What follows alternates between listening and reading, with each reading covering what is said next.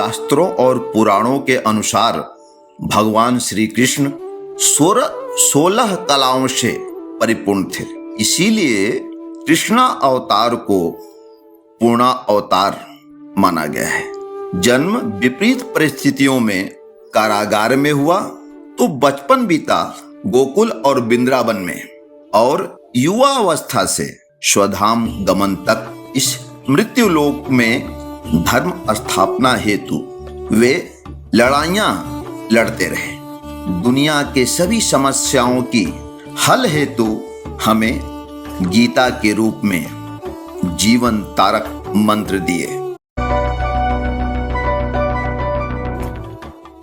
भगवान श्री कृष्ण की जन्म स्थली मथुरा की श्री कृष्ण जन्म स्थान और शाही ईदगाह विवाद एक बार फिर से अदालत में है।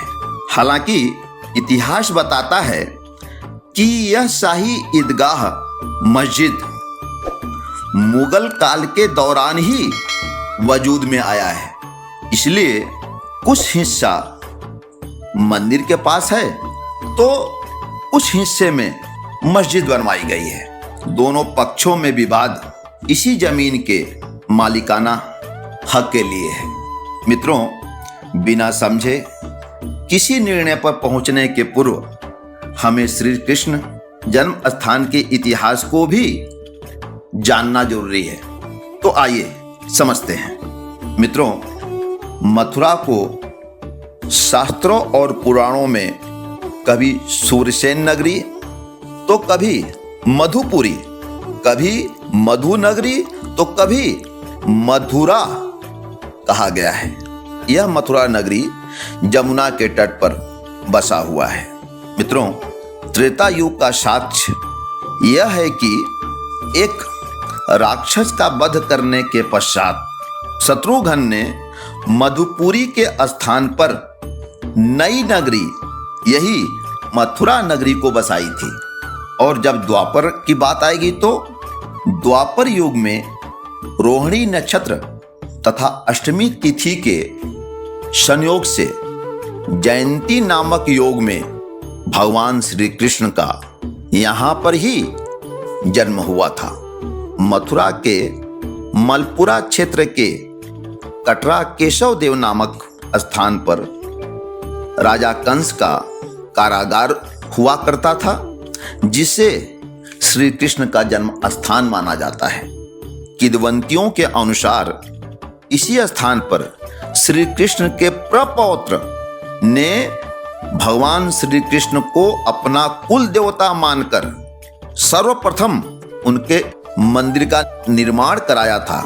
अब जहां तक बात प्रमाणों और साक्ष्यों की है तो महाक्षत्रप शौदास के काल में ब्राह्मी लिपि में लिखे शिलालेखों के अनुसार एक बसु नामक व्यक्ति ने इस मंदिर का पुनर्निर्माण कराया था।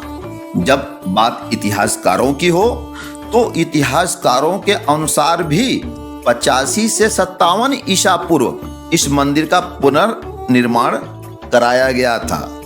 समय बीतने के साथ साथ जब मंदिर जर्जर हो चला तो 5वीं शताब्दी में चक्रवर्ती सम्राट विक्रमादित्य ने इस मंदिर को पुनः भव्य रूप में बनवाया, जिसका जिक्र उस काल का चीनी यात्री फायान ने भी किया है।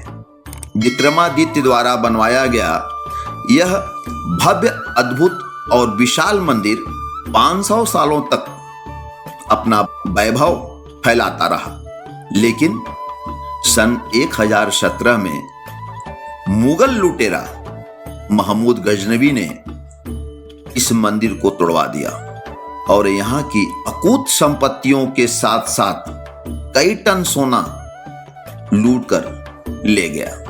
खैर, कुछ सालों के पश्चात 1150 ईस्वी में राजा विजयपाल ने पुनः एक भव्य मंदिर बनवाया तो 16वीं शताब्दी में सिकंदर लोदी ने इसको तहस नहस करवा दिया और फिर तमाम वर्षों तक यह मंदिर एक खंडहर के रूप में ही बना रहा।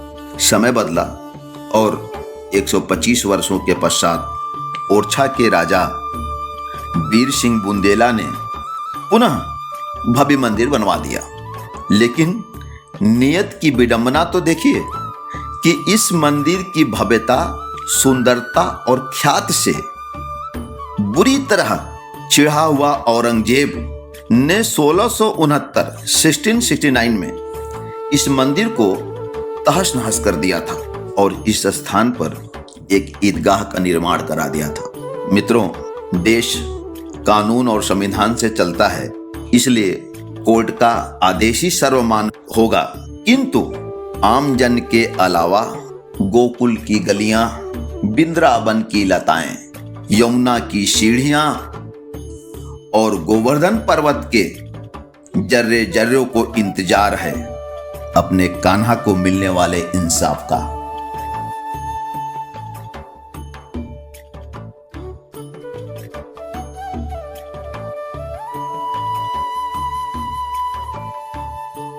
जय श्री कृष्णा मित्रों।